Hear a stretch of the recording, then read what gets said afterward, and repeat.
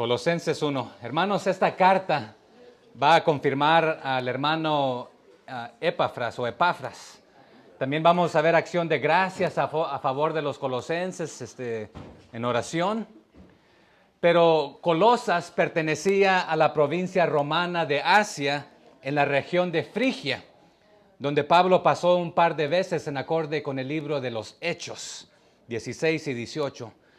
Pero Colosas en un tiempo gozó de ciertos prestigios comerciales, pero casi que quedó borrada del mapa cuando un terremoto sucedió en el año 61 después de Cristo.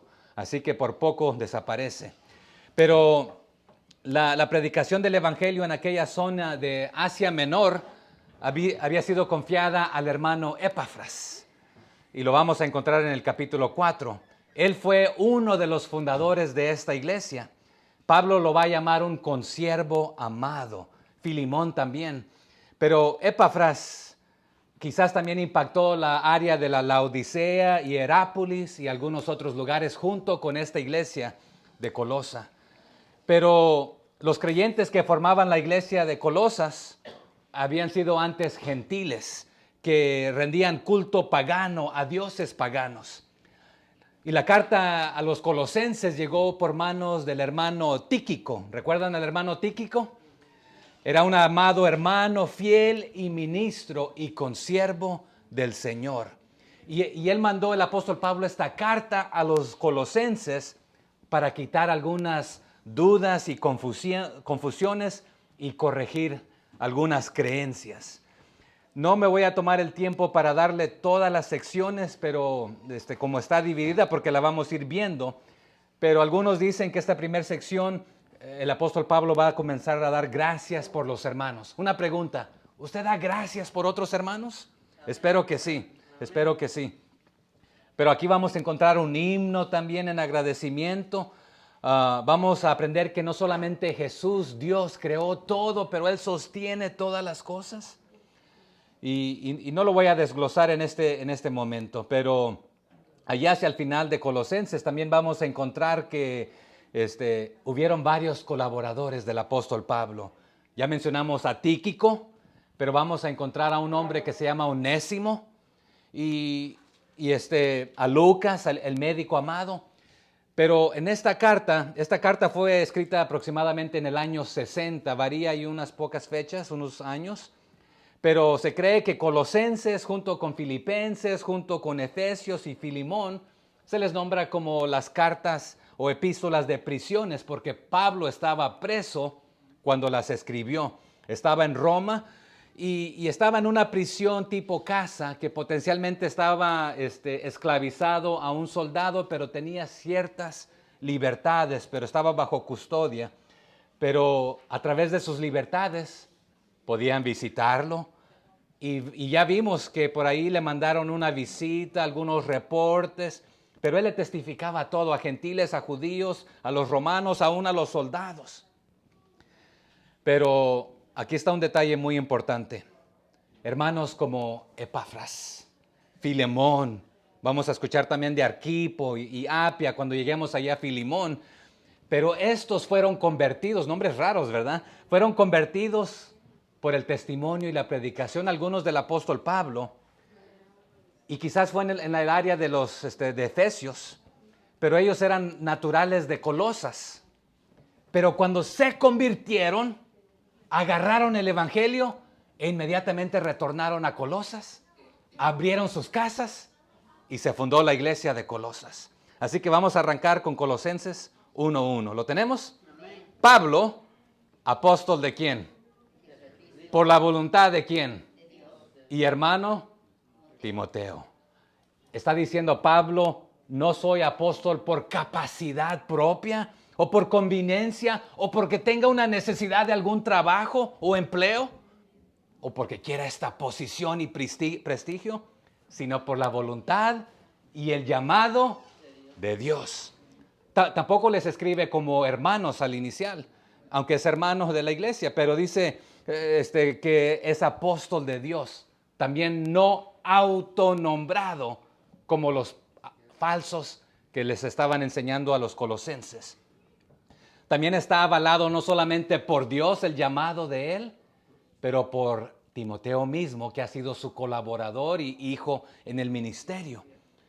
Y Timoteo había viajado con él por Frigia, donde está la iglesia de Colosas. Y entonces Timoteo también era estimado para todas las iglesias de Asia, que hoy es la moderna Turquía. Y he podido visitar estos lugares en tiempos pasados. Pero en acorde con 1 de Timoteo 2:7, Pablo como apóstol tenía autoridad de Dios de enseñar no solamente a los gentiles, no convertidos como convertidos, también a los judíos y a todos, a los hermanos. Hermanos, los verdaderos cristianos hemos sido adoptados a la familia de Dios y por eso nos llamamos como cristianos, hermanos, hijos adoptivos, ¿verdad? La familia de Dios. Verso 2. A los santos y fieles hermanos en Cristo que están ¿dónde? En Colosas. ¿Qué les desea? Gracia y paz sean a vosotros. ¿De quién? De Dios, nuestro Padre, y del Señor Jesucristo. Aquí hay algo interesante. El artículo se refiere a ambos, los santos y fieles, como a un solo conjunto, un grupo. Santos, ¿qué significa? Ya hemos aprendido que apartados del mundo, sacados del mundo, aunque estamos en el mundo, es el juego de palabras, ¿verdad? Pero separados para Cristo. Ya no como el mundo, va a decir, antes eran de y vivían como, pero han sido sacados, han sido llamados con llamamiento santo a vivir santos, apartados, ¿verdad? Como Cristo. Pero aquí esta palabra fieles se traduce de diferentes maneras en el Nuevo Testamento, en 1 de Timoteo, en Tito, pero equivale a continuar persuadido y lleno de fe. O sea que siendo leal a la fe que has recibido, que has escuchado al Evangelio, que como creyentes continúan viviendo en acorde con este llamamiento a santidad. No como el mundo vive, ya vives ahora diferente. Y aquí la gracia o gracia, caris, de ahí es donde obtenemos la palabra carismático, significa lleno de gracia, que la exhibes y la muestras, que son favores y gozos no merecidos. ¿Cuántos merecemos la gracia, el favor no merecido de Dios? Ninguno, pero nos lo ha dado. Pero también va ahí de la mano con la paz, que significa llenura y tranquilidad completa. Hemos hablado que paz es shalom, ¿verdad? Paz llena, completa, entera. También les he hablado recientemente de la paz. Orad por la paz de Jerusalén, ¿verdad?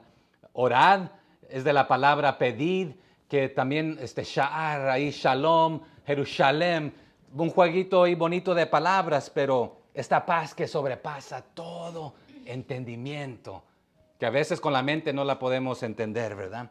Pero la gracia también no es un mero sentimiento de Dios, sino un regalo por medio de ¿quién? De Jesucristo. Entonces la paz también no es solamente algo interno que no se ve, sino que se debe mostrar también. Debe ser objetiva, que podemos ver y hacer. Es más, Mateo 5:9 nos anima a ser pacificadores. También se nos anima a estar en paz con todos, mientras dependa de quién. Tú puedes estar en paz con los demás, ¿verdad? Entonces, y aquí el apóstol Pablo también va a pedir, le pide a Dios que les conceda sabiduría espiritual. Verso 3. ¿Qué dice? Ayúdenme.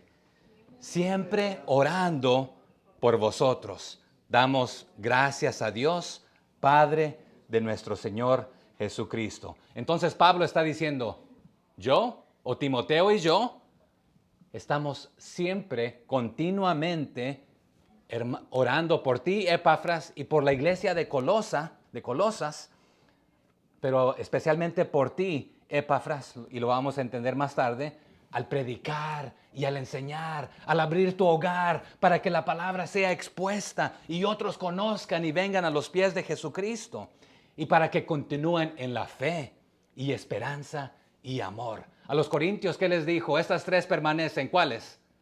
La fe, la esperanza y el amor. Pero la mayor es ¿cuál? El amor. Porque un día ya no vamos a necesitar la fe ni la esperanza. Porque cuando ya estemos en su presencia, ya lo que esperábamos se ha realizado.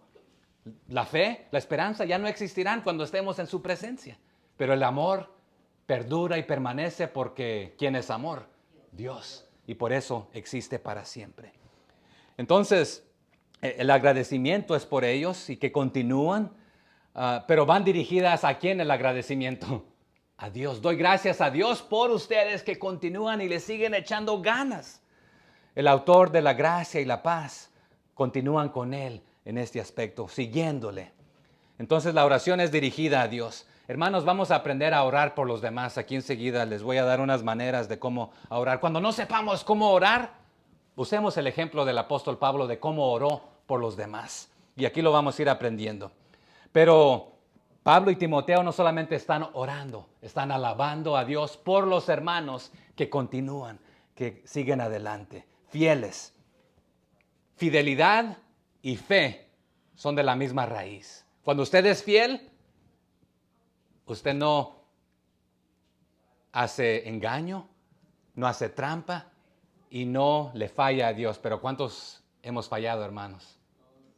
Pero Él permanece fiel, nos dice la Biblia, ¿verdad? Entonces la fe, fidelidad, es esta manera de la misma palabra, de la misma raíz. Entonces, la fe viva debe actuar, hermanos, en Cristo Jesús. Y como cristianos, ya que estamos en Él, Él debe operar en nosotros y a través de nosotros. Y comprueba que hay una fe genuina en nosotros. Entonces, Gálatas nos habla de esto. Verso 4 de Colosenses 1. Habiendo oído de vuestra fe en Cristo Jesús. ¿Y de qué más? Del amor. Va a notar que otra vez, pero va a decir la fe primero en Cristo Jesús y del amor que tenéis a todos los santos. Entonces, ¿de quién había escuchado este reporte el apóstol Pablo? De Epafras. Lo vamos a aprender en el verso 8. El apóstol Pablo no los conocía. Dice, habiendo, ¿qué cosa? Oído de vuestra fe. No he tenido el privilegio de estar en su iglesia que comenzó en su casa, pero escucho de ustedes a través de hermano Epafras que ustedes continúan adelante. Entonces Pablo los va a elogiar por su fe, su esperanza y su amor. Este énfasis otra vez, este es el cristianismo, hermanos, en sí. Pero ¿cuál es el mayor? Ya dijimos, es el amor. Pero debe ser también de llevar fruto. Y vamos a aprender esto. El agnóstico, ¿qué es un agnóstico? Alguien que me ayude. El agnóstico, porque está el ateo, está el agnóstico y está el creyente. ¿Quién es un agnóstico? ¿Nadie? Ok, por ahí vamos. Y que quizás todavía no es un ateo de que no cree, pero puede ser convencido, pero tiene sus dudas y está investigando y preguntando. Pero el agnóstico creía que se requería conocimiento especial para ser aceptado por Dios. Y en parte es verdad, pero le fallaban allí. Pero creían que Cristo no era lo suficiente como camino de salvación para el cristiano. Lo vamos a aprender allá en el verso 20 cuando lleguemos. Pero, ¿qué vale más? ¿Lo que conoces o a quién conoces? ¿A quién conoces? Porque no importa qué conozcas de Cristo, pero vale algo más, les hice trampa, ¿quién te conoce? Usted puede conocer de Dios o saber de Dios, pero si Dios no te conoce, en aquel día me dirán muchos, Señor, Señor, no hicimos en tu nombre. ¿Qué les dirá? Apartados de mí, hacedores, nunca os conocí. Pero el agnóstico decía, hay que tener conocimiento especial para ser aceptado por Dios, pero Cristo no es suficiente para esto, y vamos a aclarar esto. Pero conocer a Cristo es conocer a Dios, pero lo más importante es que Él nos conozca a nosotros. Pero Epafras y los colosenses están expresando amor los unos para con los otros, para otros cristianos. Y la iglesia de Colosas, junto con su líder, impactaron otras provincias en el valle de Lico, Laodicea y Hierápolis, ya los mencionamos. Verso 5. A causa de la esperanza que os está guardada en los cielos, de la cual ya habéis oído por la palabra, ¿qué? Verdadera del Evangelio. Ok. Y vamos a definir la palabra esperanza en unos segunditos. Pero la esperanza es la salvación que se aguarda, que tenemos reservada en los cielos. También le dijo esto mismo el apóstol Pablo a los romanos. Pero aquí está una progresión, hermanos. Cuando oyes el verdadero evangelio, no un evangelio del oído o otro evangelio, porque ¿qué nos dice la Biblia? Que cuando escuches otro evangelio, que aunque sea de quién, de un ángel, no lo creas. Cuando oyes el verdadero evangelio, va a crecer y va a dar fruto y vas a continuar madurando. Entonces, aprendamos todo lo que podamos acerca de Dios, de su palabra, hermanos. Porque si no crecemos, si no hay avance, nosotros queremos que nuestros hijos crezcan y avancen. Son saludables, pero si se quedan bebés todo el tiempo, nos preocupamos. Y en la iglesia es lo mismo. Si no avanzamos, no crecemos, no maduramos, hay de qué preocuparse. Pero esta esperanza, les dice, ya ha sido anunciada en el evangelio verdadero. Y el evangelio les está diciendo es la promesa que se hizo allá en el Antiguo Testamento y está siendo cumplida en Jesucristo. Es la esperanza no de algo que quisieras que fuera, sino que es la esperanza como certeza de lo que ha sucedido. Entonces Pablo les está recalcando también la seguridad del creyente. Un tesoro guardado, fuera de peligro de ser perdido. Segunda de Timoteo 4:8 nos recalca esto. Pero la fe, la esperanza y el amor encierran el cristianismo, que nadie lo puede arrebatar, nada ni nadie. Es más, también en Mateo nos dice que donde ni la polilla, ni el orín, ¿y quién más? Ni el ladrón. Entonces, está segura, está asegurada. Pero por eso los creyentes debemos dirigir nuestras mentes a los cielos. Se les va a decir, buscar las cosas de arriba, pongan su mente allá, no en la de la tierra. Porque otra vez aquí todo está corrupto, se rompe, te lo roban, sucede de todo, ¿no? ¿Sí o no? Ok. Entonces, ustedes ya escucharon el verdadero evangelio al convertirse. Entonces, este evangelio es totalmente fiable, confiable. Es la palabra de Dios en contraste a la palabra de estos falsos maestros que les han estado hablando a ustedes. Otro evangelio. Verso 6. Ayúdenme.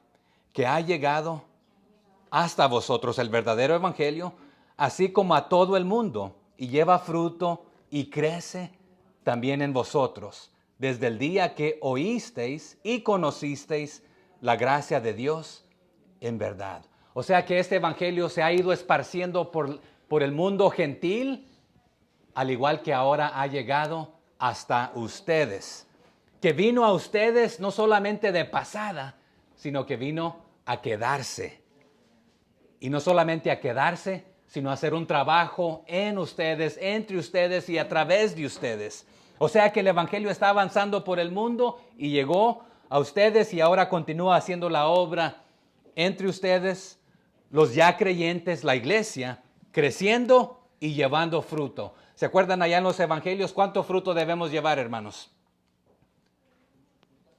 Mucho. Y nos da unos ejemplos. ¿Cómo son esos ejemplos? ¿De cuánto, de cuánto y de cuánto? 100 por 1 es el más elevado, ¿verdad? Entonces, el mundo gentil, aquí está en referencia por todo el mundo gentil, porque el apóstol Pablo era el predicador ¿a quiénes? A los gentiles, que aunque le predicaba a todos, pero ya había predicado en Damasco, en Tarso, en Antioquía, a los corintios, en Éfeso, y sirvió como el centro de difusión del evangelio para expandirse al mundo entero, al mundo conocido. Pero todavía se ha terminado la tarea, hermanos. ¿A quién le concierne la tarea ahora? A la iglesia, ¿verdad? A nosotros, llevando fruto, creciendo, madurando. Pero es algo que se pone a práctica, hermanos. Lo que se oye y lo que se comprende, eso es vivir el evangelio, al ponerlo a práctica. Entonces, porque si usted solamente lo oye y no hace nada con esto, pues estamos mal. Entonces, la esencia del mensaje del evangelio es la gracia. No hay mérito humano. Ya dijimos que nadie lo merecía, ni el judío ni el gentil.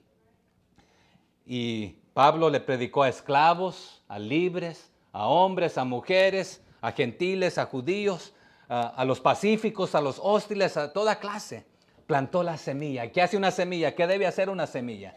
Dar fruto, ¿verdad? Produciendo una cosecha de buenos frutos. Eso se le nombra acciones, los resultados. Lo que el hombre siembra, eso cosechará, ¿verdad? Entonces, debe llevar fruto en los creyentes, en la vida de los creyentes. Y lo vimos allá en Filipenses 1:1. También debe llevar fruto en los creyentes. Pero vamos a ver aquí una progresión en los versos 6 y 7, van conectados.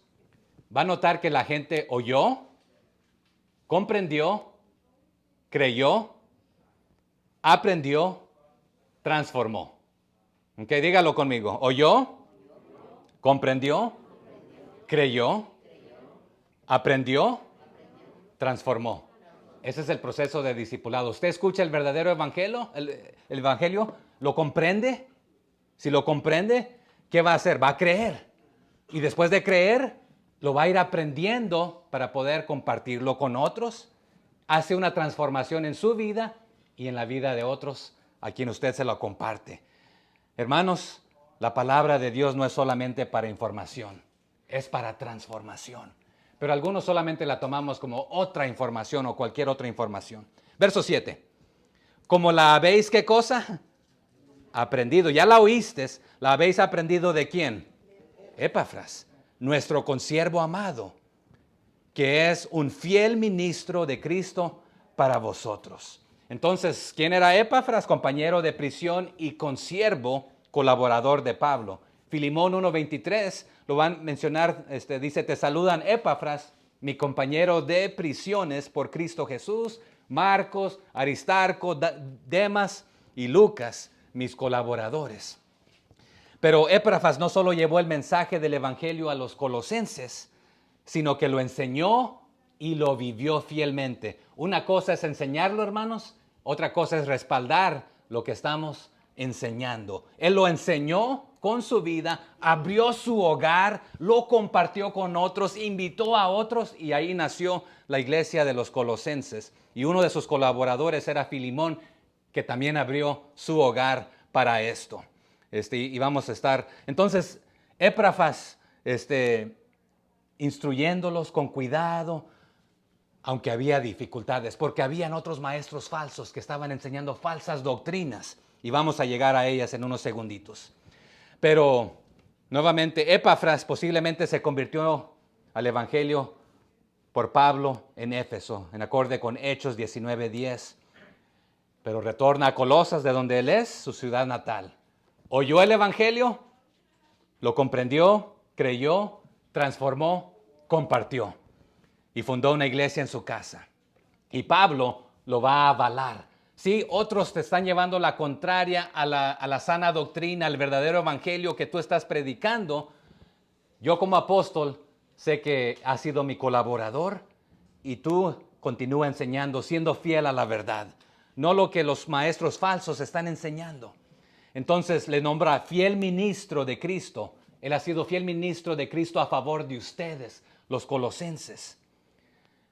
Entonces también se puede traducir el cual es fiel a favor vuestro como ministro de Cristo. Hermanos, aquí este hermano, ¿cómo es que se llama? Epafras. Imitemos su fidelidad. Él fue fiel. Él fue fiel a pesar de los ataques y las dificultades. La palabra en griego, su nombre es Epafra. Y es una abreviación de Epafroditas. En griego. Y Filipenses 2:25 y 4:18 nos mencionó a Epafrodito. Pero no tenemos motivo de pensar que es el mismo hermano, que también fue consiervo colaborador del apóstol Pablo a los filipenses. Mensajero que la iglesia de Filipos se lo había mandado al apóstol Pablo. No hacemos la conexión, pero quizás pueda ser el mismo, pero uno era de Colosas, otro era el mensajero de Filipenses, pero cabe la posibilidad de dos, que tenía este nombre como de apodo, abreviado. Verso 8. Quien también nos ha declarado vuestro amor en el Espíritu. Entonces, Epafras le ha hecho conocer a Pablo que los hermanos de Colosas se aman los unos a los otros, aman a los de afuera y han servido, no solamente comenzaron una iglesia en su ciudad de Colosas, desde 2 casas, pero de ahí se esparcieron al Valle Lico, la Odisea, a otros lugares, animando a otros hermanos por el amor en el Espíritu. Y hermanos, el amor es el primero y más importante de los frutos del Espíritu. ¿Se acuerdan en Gálatas 5:22 cuál es el fruto del Espíritu? Amor, paz, paciencia. Y nos falta tarea para aprendérnoslo, ¿verdad? Pero por el Espíritu el amor de Dios ha sido derramado a nuestros corazones, nos dice Romanos 5:5. Porque Dios es amor, Él nos ha dado de su amor a nosotros. Y los colosenses se amaban en el Espíritu, en otras palabras, llenos del Espíritu. Dice la Biblia, no seas lleno de vino, de licor, porque ese te hace hacer cosas que no. Mejor sé lleno del Espíritu, dirigido por el Espíritu. Él te dirige a hacer lo bueno, lo correcto. Los colosenses se estaban amando. Hermanos, nosotros debemos mostrar el amor a los demás y no tenemos excusa para no amar si el amor de Cristo, Cristo mismo, su Espíritu, vive en nosotros y nos capacita para mostrar el amor a los demás. Dice el verso 9, por lo cual también nosotros, desde el día que lo oímos, no cesamos de orar por vosotros y de pedir que seas, ¿qué? Llenos del conocimiento de su voluntad en toda sabiduría e inteligencia. ¿De cuál clase? ¿Carnal? Espiritual. Entonces, el apóstol Pablo era constante, hermanos, en orar. ¿Pero qué oraba? Que los cristianos de Colosas y otros fueran llenos del conocimiento de la voluntad de Dios, con toda sabiduría. En cuanto al conocimiento, los herejes, los maestros falsos, prometían un nuevo conocimiento, gnosis, se le nombra conocer, pero decían, no necesitas a Cristo. Tú puedes llegar a esta estatura sin Cristo. Pero Pablo oraba para que los colosenses recibieran la plenitud y se mantuviesen bajo la potestad del más completo y claro conocimiento. Se le nombra epignosis comparado a gnosis, conocimiento de hombre versus el conocimiento de la voluntad de Dios. ¿Usted conoce cuál es la voluntad de Dios? Cometemos este error. Señor, ¿cuál es la voluntad tuya para mi vida? Deberíamos preguntar, Señor, ¿cuál es tu voluntad? Yo voy a hacer tu voluntad. Cuando yo hago su voluntad, venga lo que venga, suceda lo que suceda, todo va a estar bien porque estoy cumpliendo su voluntad. Porque a veces queremos acomodarlo a Él a lo que yo quiero hacer, no a lo que es su voluntad. Y sí, podemos hablar de las diferentes voluntades, pero que conozcas la voluntad de Dios. A los romanos le dijo lo mismo en 12:2. Entonces el gnosticismo valoraba también la acumulación de conocimiento, pero Pablo va a destacar que el conocimiento en sí, por sí solo, es vacío, no vale. Para que tenga valor, debe conducir a un cambio de vida y una manera correcta en acorde a la voluntad de Dios. Entonces, ese conocimiento vale cuando es la voluntad de Dios. Entonces, nosotros debemos alinear nuestro conocimiento, nuestra vida, a la voluntad de Dios. No a sacarlo a Él, a quererlo forzar a lo que usted y yo queremos. Hermanos, vamos a ser sinceros. Como en lo físico, si solo como y trago y no me ejercito, ¿qué me va a suceder? Engordar. Así es en lo espiritual, hermanos. Si solo nos llenamos y nos llenamos y nos llenamos de conocimiento bíblico, de la palabra de Dios, pero no lo practicamos, no lo ejercitamos, no hacemos ejercicio, nos envanecemos, nos engañamos a nosotros mismos. Vamos a ser fariseos, saduceos, solamente llenos supuestamente de conocimiento y que aún a Jesús se pusieron al tú por tú. Maestro, te voy a hacer una pregunta para aprender. ¿Qué debo hacer para...? Bueno, tú ya sabes, ¿cómo lo interpretas? Bueno, amar a Dios y a mi prójimo. ¿Por qué no lo estás haciendo? Es que no sé quién es mi prójimo. Mentiroso, sí sabes, pero no lo quieres hacer. No quieres amar. Era un doctor de la ley, un intérprete de la ley. ¿Qué estaba él? Lleno de conocimiento, pero no lo ejercitaba, no lo practicaba. Hermanos, Dios no quiere que solo sepamos más de Él o acerca de Él, sino que practicamos lo que sabemos y conocemos de Él. y Él nos va a dirigir. Entonces, ¿quieres saber cómo orar por los demás?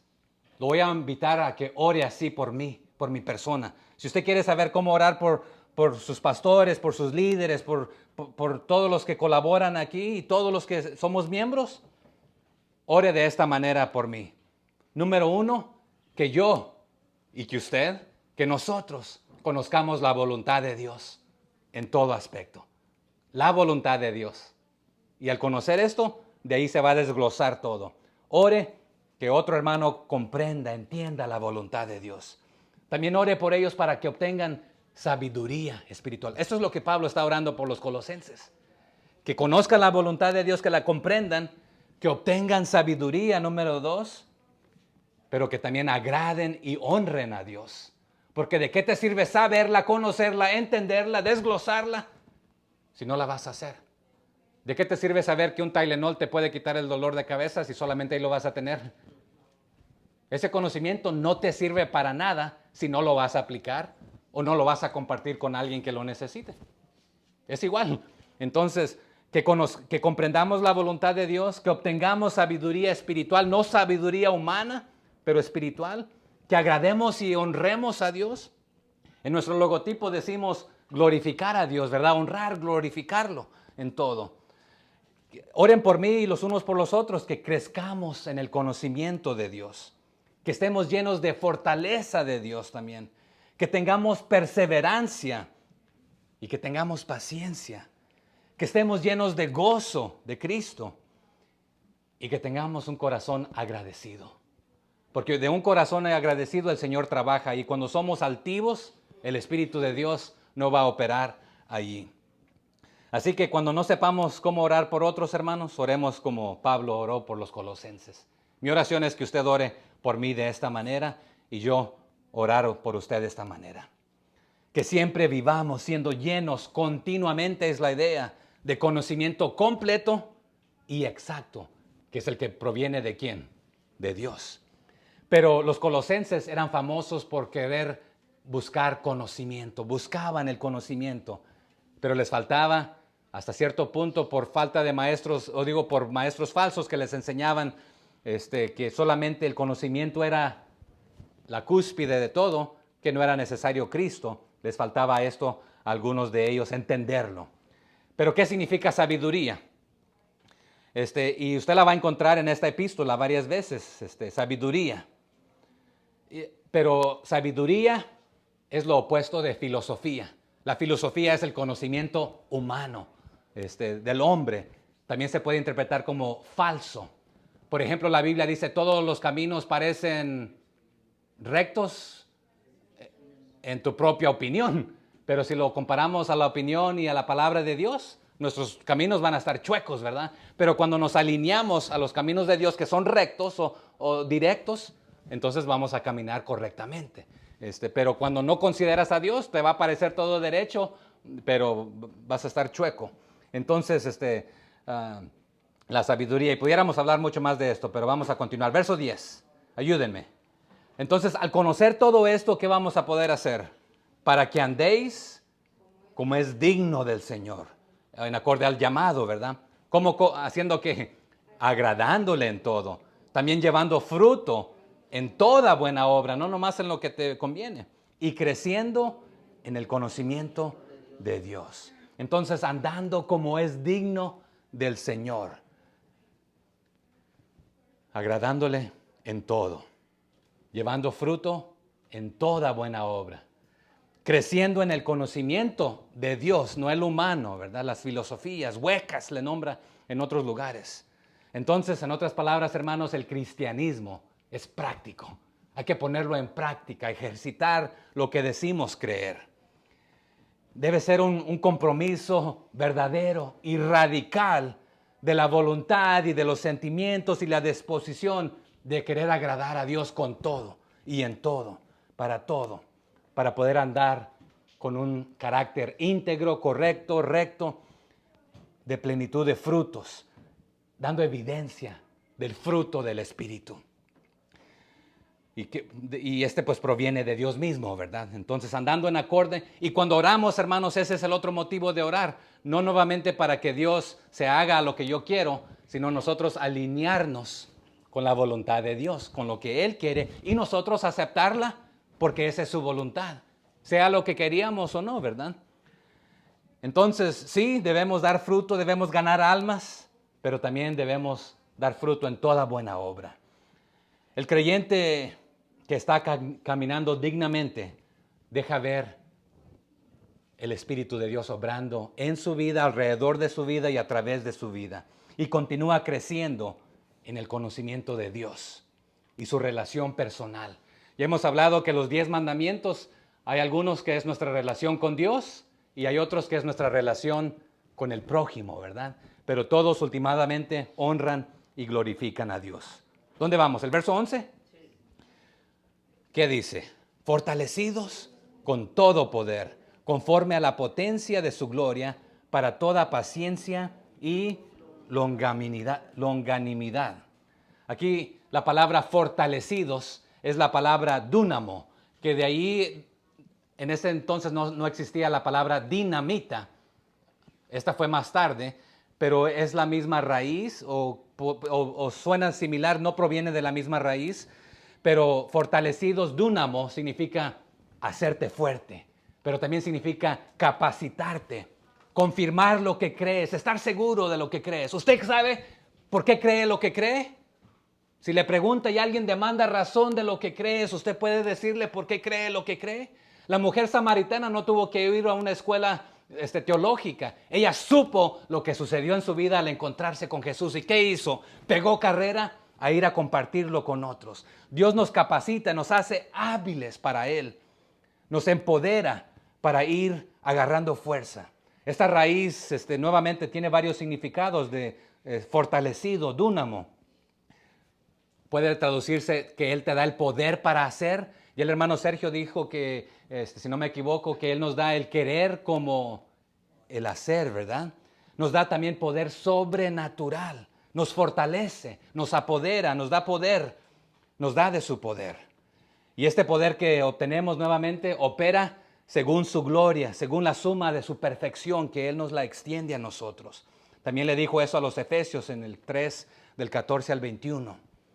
Pero Dios nos ha dado la capacidad, nos ha dado la mente de Cristo también, que tengamos ese mismo sentir, que seamos uno, que perseveremos, que produzcamos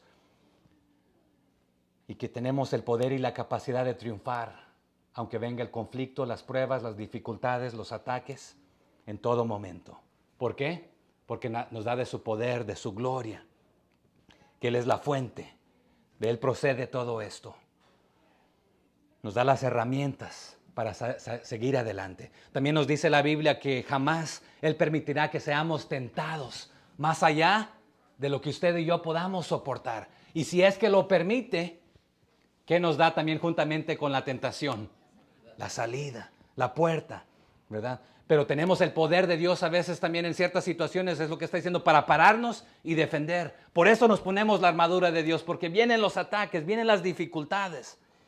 Pero Él nos da de su poder, de su fuerza, de su espíritu en nuestra vida. También le dijo a los Efesios en el capítulo 1, del 19 al 23. Pero ¿qué de la paciencia y longanimidad, hermanos? Bueno, eso significa tengan tolerancia los unos para con los otros. Tenga paciencia, porque a veces tú también necesitas que otros tengan paciencia de ti y te toleren. Como para alcanzar todo aguante, toda paciencia, venga lo que venga. Ya hemos visto que el apóstol Pablo nos dio una larga lista de todo lo que él sufrió. Lo aguantó. Todo lo puedo en Cristo porque Él me dio el poder a pesar de las dificultades y de los problemas. Pero perseveré, sufriente en la fe, a pesar de las pruebas, a pesar de los perseguidores, a los colosenses les está diciendo, a pesar de los falsos maestros que los atacan y enseñan otras cosas que no es el verdadero evangelio. Tengan largura de ánimo para resistir o aguantar. Tengan tolerancia o aguante. O sea, que seas fortalecido con todo poder del Señor para poder vivir en una forma digna de alabar al Señor. Aunque te maltraten, aunque se rían de ti, etc. Verso 12. Hazlo con gozo, dando gracias al Padre que nos hizo aptos para participar de la herencia de los santos en luz. Y aquí es donde otra vez algunos creen que aquí comienza un canto, un himno que era conocido desde tiempo atrás, antiguo, que el apóstol Pablo ya conocía y que ellos potencialmente también habían escuchado, que a veces se cantaba durante la cena del Señor, algunos creen, pero está diciendo, damos gracias al Padre de Jesucristo. Y nuestro Padre, ¿y cómo es nuestro Padre? Por la adopción, ¿verdad? También le dijo eso a los Gálatas en 3:26 y en el 4:4. Pero los creyentes, hermanos, aquí en la iglesia de Colosa estaban en diferentes grados de santificación. ¿Se acuerdan que les di 3 P's de la santificación? Que está la santificación pasada, la presente y la cual, por ahí escuché, la porvenir, ¿ok? Entonces, y también esto es algo progresivo que debe estar continuamente en nosotros. Pero nos ha dado la aptitud, la habilidad, pero porque nos ha hecho también adoptados, cumplidos en Él, como parte del Padre por medio de Jesucristo en este aspecto. Y Juan y Judas y otros nos animan a continuar en este proceso de santificación. En el griego también aquí se puede traducir la porción nuestra porción, nuestra herencia. ¿Quién es nuestra herencia? Cristo. Y Él es la herencia de los santos en luz.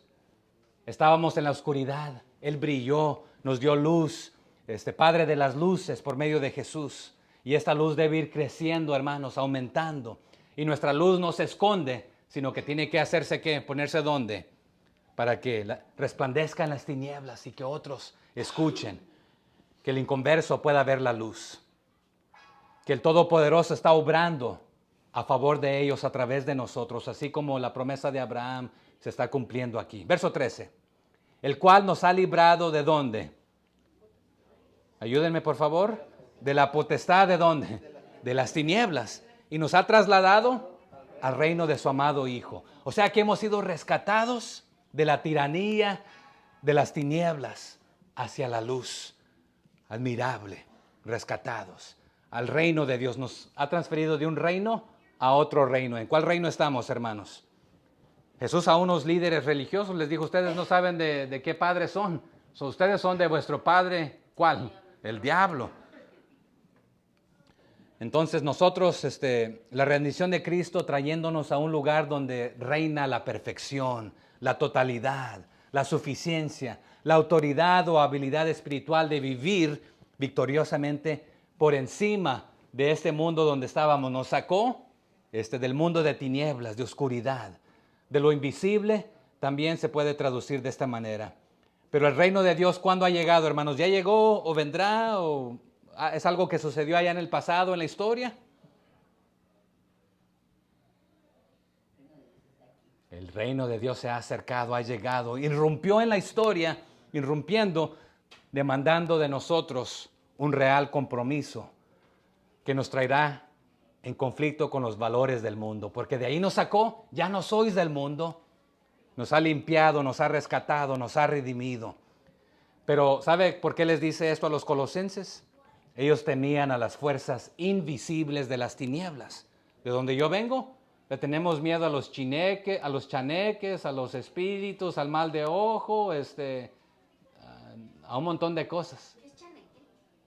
Un espíritu supuestamente que te hacen un mal, pero creemos en este mundo. ¿Existe el mundo satánico y diabólico? Sí. Pero ellos en este aspecto temían a las fuerzas invisibles de las tinieblas.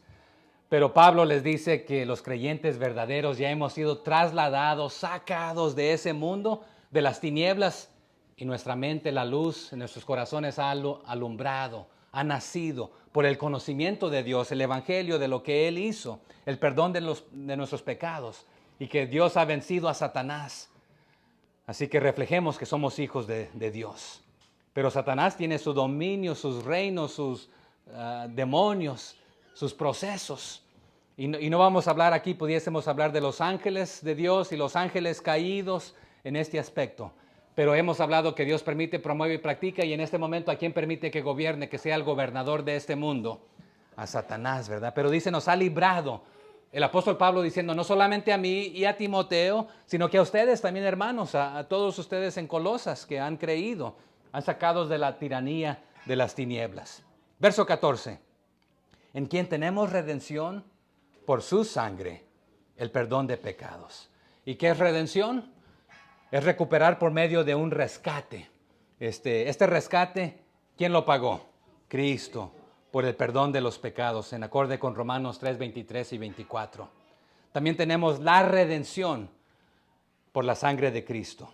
Es esto mismo, ¿verdad? Entonces, y aquí Pablo en adelante, comenzando aquí, nos va a dar 5 beneficios a través de Cristo que obtenemos.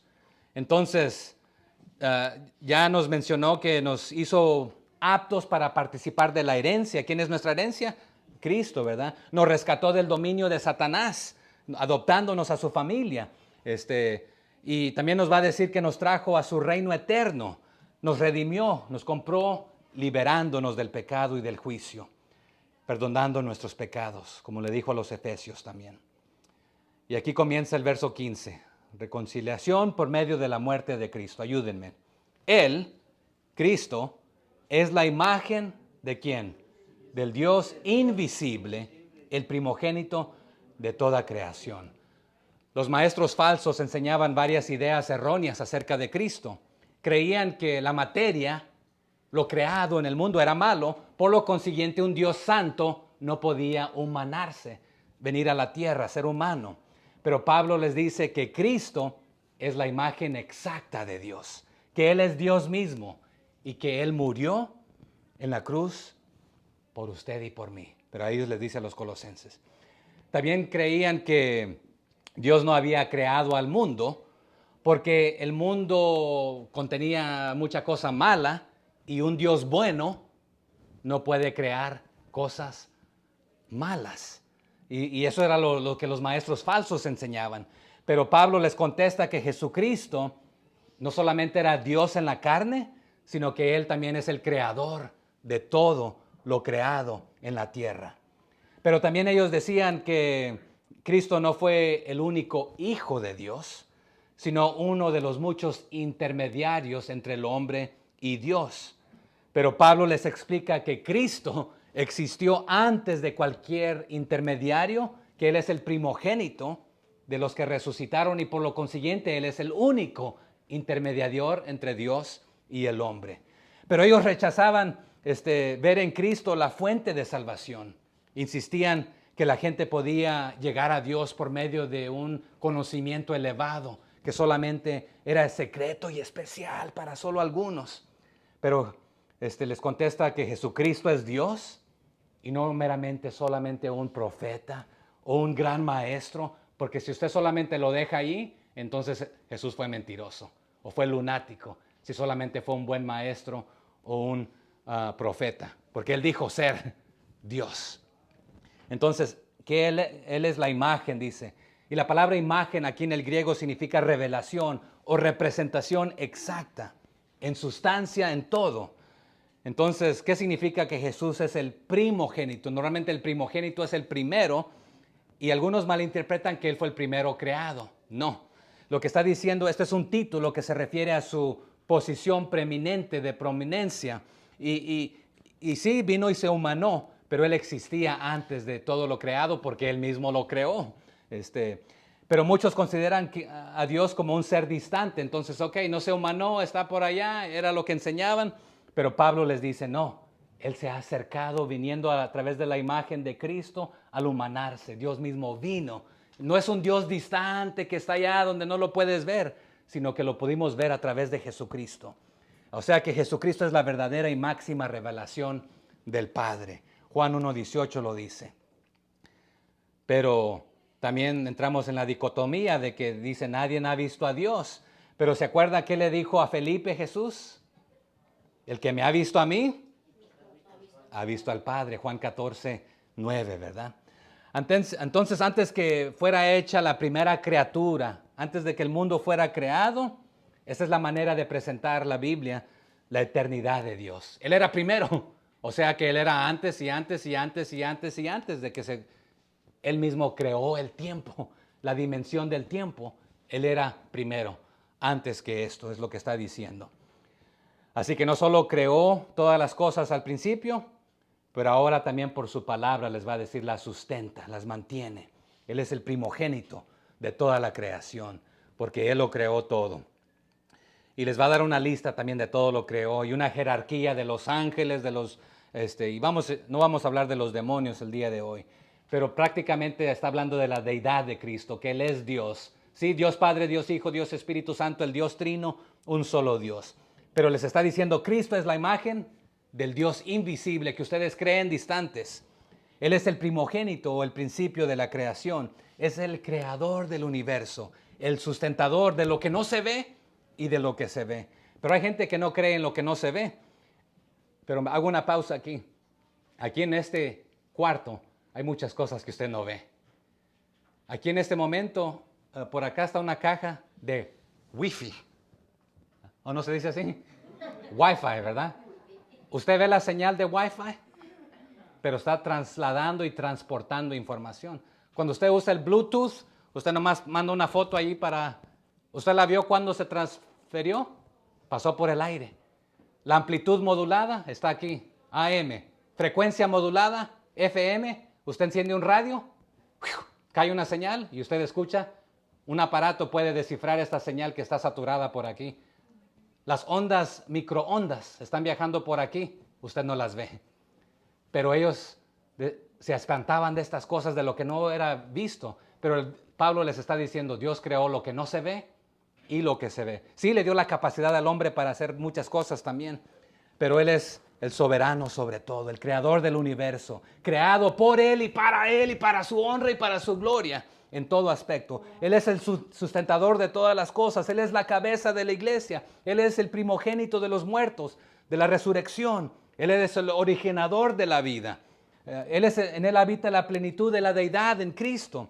Él es el reconciliador entre Dios y el hombre, de la humanidad, consigo mismo. Él es el santificador de la raza pecadora, etcétera, etcétera, etcétera. Entonces, pudiera hablar mucho más aquí, pero vamos a continuar. ¿Qué dice el 16? Porque en Él fueron creadas todas las cosas, las que hay en los cielos y las que hay en la tierra. ¿Cuáles? Visibles e invisibles, sean tronos, sean dominios, sean principados, sean potestades. Todo fue creado por medio de Él y para Él. Entonces, esta era una prueba irrefutable de que Jesús es el creador de toda la creación, el mediador, Él es el agente y para Él y por Él, y Él es Dios de lo cósmico. Él creó lo bueno, pero nos dio la capacidad también para hacer lo malo, libre albedrío. Y los ángeles, aquí es donde entran los ángeles caídos, ¿verdad? Pero los maestros falsos enseñaban que el mundo físico era malo. Deducían que Dios otra vez no podía haber creado porque razonaban que Dios bueno no puede crear algo malo. Y este es un problema que pudiésemos dialogarlo a profundidad. Que si Dios es amoroso, si Él no hizo el mal, entonces ¿de dónde proviene? Y si Él lo creó todo, entonces Dios hizo lo malo, alegan algunos. Y entramos en esta dicotomía, ¿verdad? Pero teodicea, si usted la quiere estudiar, esa es la palabra que se utiliza. Theodicy, se dice en inglés. Pero es el problema de que un Dios bueno permite cosas malas. Entonces, si permite, ¿quiere decir que es malo o es bueno? Pero también podemos alegar que si Él no permite, entonces nos controla y no tenemos libre albedrío. Entonces no podemos tomar responsabilidad de nuestras acciones. Pero está profundo eso, pero no me voy a lanzar ahí en este momento. Pero nuevamente hemos dicho, Dios permite, promueve y practica. En este momento Él permite ciertas cosas. Pero todo lo que fue creado es para Él y existe por Él y etcétera. Verso 17. Y Él es antes de todas las cosas y todas las cosas en Él subsisten. Entonces, en Juan 8:58, Él le dijo a algunos, de cierto os digo, antes que Abraham fuese, yo soy. Jesús diciéndolo, ¿eres mayor que nuestro padre Abraham? Para su información, yo lo hice. Yo existía antes de encarnarme aquí. O sea que Él pone armonía y unidad a la creación. Y Job habla de esto, haciendo preguntas. ¿Quién le ordena a todo esto? Bueno, no voy a entrar ahí tampoco, ¿verdad? Porque ya hemos pasado por ahí. Pero todas las cosas en Él subsisten. Él es el pegamento. Pero un día, yo no me explico cómo los globos, el globo terráqueo y los planetas pueden girar y existe la inercia, se le dice así en español, y sí, la gravedad. Pero un día, este mundo llegará a su fin. Pero tampoco hablemos de esto en este momento porque no, me atraso. Cristo tiene la supremacía sobre toda creación como creador, sobre todas las cosas. Él es el Redentor, la revelación del Dios invisible, el Creador, el Soberano, el Eterno, el primero, el Alfa, el Omega, el principio y el fin. Todo este aspecto, Él lo llena todo, está diciendo. Y aquí el principio, artículo definido como el único originador de todo. Como en Juan 1:1 que dice, en el principio era el verbo y el verbo era con Dios y el verbo era Dios y después se humanó, se hizo carne, ¿verdad? Entonces Jesús el Mesías, el Señor Jesús, es el primero de todos, lo que le está diciendo a los colosenses. Ustedes lo rechazan porque se hizo humano, pero es Dios mismo, lo invisible haciéndose visible. Él es la cabeza, Él es el principio, el primogénito, el primero en todo. Verso 19, por cuanto agradó al Padre que en Él habitase toda la plenitud. Entonces los falsos maestros de Colosas decían que Cristo otra vez no era Dios. Sin embargo, les está diciendo Pablo, Él posee todos los atributos de Dios. Él es Dios, Él es la esencia de Dios. Y lo va a aclarar en el 2:9 de este mismo libro. Entonces con esta declaración, y esta palabra aquí de plenitud la va a encontrar 8 veces en Colosenses, 17 en otros escritos del Nuevo Testamento, pero con esta declaración Pablo refutó la idea de que Jesús no podía ser humano y divino al mismo tiempo. Tampoco tenemos tiempo para hablar de la unión hipostática. Si la quiere estudiar otra vez, que Dios es 100% hombre y 100% Dios. ¿Y cómo unimos estas dos? ¿No es 200%? Bueno, en matemáticas se puede explicar 1 por 1 por 1 equivale a 1, ¿verdad? Pero no lo sumamos, sino que lo multiplicamos en este aspecto. Verso 20. Y por medio de Él reconciliar consigo todas las cosas, así las que están en la tierra como las que están en los cielos, haciendo la paz mediante la sangre de Cristo Jesús. Reconciliar por medio de la sangre, ¿verdad? La muerte de Cristo en la cruz hace posible la reconciliación entre Dios y el hombre. O sea que Dios mismo se humanó, hermanos, para venir a reconciliarnos, porque nosotros, usted y yo, estábamos enemistados con Él. La consecuencia del pecado es muerte. Nos enemistó con Dios para restaurar la armonía entre su creación, el creador y lo creado. Levíticos 17:11 nos recuerda y nos declara que no puede haber perdón de pecados si no hay derramamiento de sangre. Y Jesucristo, el Cordero de Dios, dijo Juan el Bautista, ¿verdad? Que quita el pecado del mundo. Entonces la muerte de Cristo abrió el camino para todos, pero hermanos, pero no todos irán por ese camino, porque nos dice que otros seleccionarán ¿cuál? Ancho, espacioso, que los lleva a la muerte, a la perdición. Verso 21. Y a vosotros también, que erais, tiempo pasado, en otro tiempo, extraños y enemigos a causa de su pecado, en vuestra mente, porque creían que solamente a través del conocimiento iban a llegar acá, haciendo malas obras, ahora os ha reconciliado. O sea que el Evangelio es el que nos reconcilia. Y no es solamente por medio del conocimiento aquí mental, tiene que pasar aquí al corazón, conocimiento, porque el que confesare con su boca, ¿verdad? Pero tiene que creer ¿dónde? En su corazón. Esto es lo que nos reconcilia. Tenemos que creer que Jesucristo vino, se humanó, vivió una vida recta, murió por usted, resucitó al tercer día y que nos ofrece vida eterna. ¿La tiene? Espero que sí. Espero que sí. Y esto es cierto, hermanos, para todos. Sea una persona homicida o sea una persona que se cree honrada. Para todos. Toda lengua, tribu y nación. Y los colosenses están incluidos aquí. A los efesios también le dijo lo mismo en el capítulo 2 de Efesios. Verso 22. y en su cuerpo de carne por medio de la muerte para presentaros santos y sin mancha e irreprensibles delante de Él. O sea que les está diciendo, ustedes, los maestros falsos, les están enseñando que Cristo no se humanó, no solamente se humanó, sino que vivió y murió y resucitó para reconciliarlos. Lo hizo en carne. La misma historia, ¿qué nos dice hoy? ¿A cuántos años estamos después de Cristo aquí? 220. Más de 2000 años después de Cristo, ¿verdad? Vivimos en el año 2022. ¿Este es el año que estamos? Ya estamos en un año nuevo, ¿verdad? Más de 2000 años después de Cristo. Antes de Cristo se dice, ¿verdad? Es un hecho histórico que sucedió. Entonces, si Él vino y dijo ser Dios y no lo era, es el mentiroso más grande. Pero si Él era Dios, ¿por qué no le crees? ¿Por qué no le aceptas? Esta grandiosa bendición de la reconciliación no sucedió en una dimensión intangible, sino es un hecho histórico, en la encarnación de Cristo, de Dios, y su muerte y su resurrección. Continuamos, pudiera hablar mucho más allí, pero voy a avanzar. Es más, tengo demasiado ahí, pero no. 23 estamos, ¿verdad? Si quieren mis notas más tarde se las paso. Si en verdad permanecéis fundados y firmes en la fe y sin moveros de la esperanza del evangelio que habéis oído, el cual se predica en toda la creación que está debajo del cielo, del cual yo, Pablo, fui hecho ministro. Y aquí la palabra sí en verdad no es una duda. ¿Cómo se dice? Si vas a ir a la tienda, me traes leche, por favor. Ya que vas a la tienda, me traes leche. Si te llamas, si eres maestro, debes enseñar.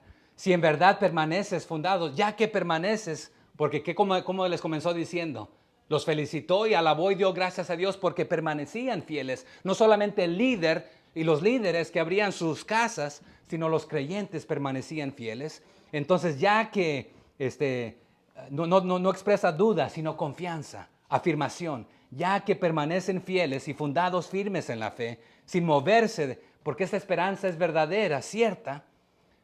Entonces Pablo confiaba que los colosenses no negarían su fe porque continuaban firmes. O sea que puedo presumir que continúan, que permanecen confiando en el Señor, fundados, fijos, firmes en el fundamento que es Cristo, estables, no removidos por los falsos maestros o los ataques o lo que venga. Entonces, aquí prácticamente les dio 3 argumentos contra el que fuesen removidos del Evangelio. El que habían oído por la predicación del Evangelio y el ministerio del apóstol Pablo. Continuamos aquí para terminar. Verso 24, el ministerio de Pablo a los gentiles. Ahora me gozo en lo que padezco por vosotros y cumplo en mi carne lo que falta de las aflicciones de Cristo por su cuerpo, que es la iglesia. Y aquí está diciendo mis sufrimientos, mis aflicciones de Cristo. No se está contradiciendo que Cristo sufrió y murió una sola vez y que falta sufrimiento de Él. Pero usted y yo como iglesia somos el cuerpo de Cristo. Él es la cabeza. Él ya sufrió por nosotros.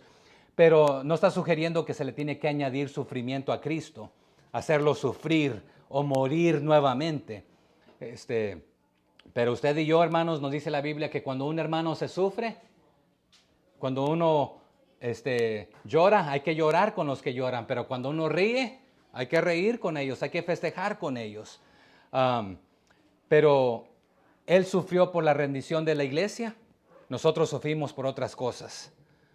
Pero como hasta cierto punto nos da un sabor de esta copa de aflicciones que Él vivió.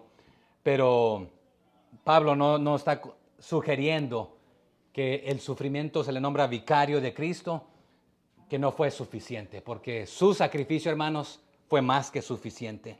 Pero está diciendo ahora como su cuerpo, como la novia, como la esposa de Cristo, padecemos y sufrimos en este aspecto como parte de Cristo, perteneciéndole a Él. Entonces estoy cumpliendo en mi carne lo que falta de las aflicciones de Cristo. No otra vez que fue insuficiente su muerte. pero está afirmando simplemente que el sufrimiento es inevitable. Cuando las buenas nuevas se llevan, otra vez Pablo sufrió mucho al llevar, pero él se gozaba al haber sufrido por la causa de Cristo, al formar parte del cuerpo de Cristo. Verso 25, del cual fui hecho ministro, según la administración de Dios que me fue dada para con vosotros, para que anuncie cumplidamente la palabra de Dios. Pablo nunca le pidió a ninguno, y aquí menos a los colosenses, de hacer algo que él no estuvo dispuesto a hacer.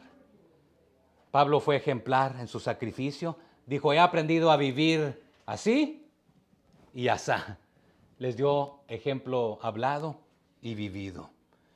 Y aquí, en el verso 11 les había dicho que tuvieran perseverancia y paciencia en los conflictos. Pero les vuelve a decir aquí, échenle ganas. Yo les he dado el ejemplo. Aún estoy sí en la cárcel, pero sigo predicando el evangelio. Ustedes sigan adelante. Gocémonos en estos padecimientos, porque es para la honra y la gloria de Cristo. Pero Él me ha puesto a mí como mayordomo, embajador, representante de este ministerio de la reconciliación. Entonces, ¿nos falta uno? ¿Dos, tres? Vamos más rápido. El 26. El misterio que había estado oculto desde los siglos y edades, pero que ahora ha sido manifestado a sus santos. Entonces, aquí hay un contraste, hermanos. Lo que estaba oculto, ellos le tenían miedo a lo oculto porque así le enseñaban los maestros falsos. Pero ahora lo que estaba oculto también de Dios se reveló, se humanó y se nos mostró a nosotros. Se nos manifestó de esta manera. ¿Están bien? Los falsos maestros en la iglesia de Colosas creían que la perfección espiritual era un plan secreto y oculto nomás para ellos. Pero la Biblia nos dice que el evangelio es para todos, hermanos. No solamente es algo secreto. Verso 27. A quienes Dios quiso dar a conocer las riquezas de la gloria de este misterio entre los gentiles, que es Cristo en vosotros, la esperanza de gloria. ¿A quién le agradó esto, hermanos? Darnos a conocer este misterio. A Dios, a Cristo. Pablo lo resuelve todo en la buena voluntad de Dios para que el hombre no se gloríe en la gracia de Dios. Porque por gracia sois salvos, por medio de la fe. Y esto dice, no de vosotros, sino es que un don de Dios, un regalo de Dios. Así que toda la riqueza se cumplió aquí, en este entendimiento, las inescrutables riquezas de Cristo, las riquezas de su gracia. La gloria de este misterio ha de ser la gloria de la cual los hace partícipes de esta verdad antes escondida y ahora revelada en Cristo Jesús. ¿Qué dice el siguiente versículo, hermanos? 28. A quien anunciamos, amonestando a todo hombre y enseñando a todo hombre en toda sabiduría, a fin de presentar perfecto en Cristo Jesús a todo hombre. Entonces, ¿la perfección de quién viene? Viene de Dios. Pero tenemos que ser presentados perfectos en Cristo Jesús. Él nos santifica, nos rectifica, nos justifica. Pero la perfección de Dios es su norma. Ese es el estándar, hermanos. Y la palabra de Dios es la regla. También Santiago nos dice esto. Pero el amor es el vínculo de la perfección. Y se demanda a todos los siervos de vivir de esta manera.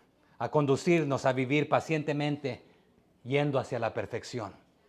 El siervo del Señor ha sido puesto para perfeccionar a otros. Nos dijo Efesios 4, los líderes están ahí para perfeccionar a los santos. Así que anunciamos, predicamos, proclamamos, amonestamos, enseñamos, presentamos. Son las palabras que acaba de utilizar aquí en estos versículos. Y dice el 29, por lo cual también trabajo, luchando según la potencia de Él, la cual actúa como poderosamente en mí. Entonces, ¿cómo termina este pasaje? Diciendo que el compromiso por la salvación no es fácil, pero tenemos el poder de Dios, la palabra. Esta palabra nos pudiéramos profundizar, pero no lo vamos a hacer. La palabra esforzándome significa, bueno, en griego es agnisomai, pero significa darle y echarle todas tus ganas hasta quedar agotado, hasta prácticamente agonizar, así como Cristo lo hizo.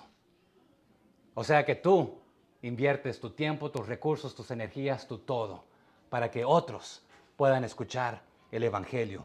Tú lo proclamas a Cristo con todas tus fuerzas, hasta agonizar, con todas las ganas, hasta quedar agotado, hasta quedar sin fuerzas, en este sentido. La palabra perfecto significa maduro o completo porque debemos ser presentados así. Pero usted y yo, hermanos, como el apóstol Pablo, debemos trabajar con empeño, como lo hacen los atletas. Es la idea también, darle todo. Y cuando ya no puedes más, darle más hasta llegar hasta la recta final, hasta el final, confiando no en nuestras propias fuerzas, sino en el poder que Él nos da para poder seguir. Porque si lo hacemos en nuestras fuerzas, vamos a tirar la toalla, a desanimarnos. Pero cuando lo hacemos en su poder, ya terminé, pero les recalco de esta manera, cómo orar por otros. De gracias a Dios por la fe de ellos, por sus vidas cambiadas, que continúan firmes, así comenzó el apóstol Pablo. Pídale a Dios que le ayude a estas personas, a los hermanos, a descubrir lo que Dios quiere, la voluntad de Dios. Pídale a Dios que a usted le dé habilidad de comprender las verdades profundas de Dios. Pídale a Dios que le ayude a vivir para Él en acorde a su voluntad. Y pídale que le dé mayor conocimiento día tras día. Pero ¿cómo sucede, hermanos? Metiéndonos en la palabra. Pídale que le dé fortaleza para resistir cuando vengan los ataques. Y pídale que lo llene de gozo, fortaleza y agradecimiento para vivir en acorde a su voluntad.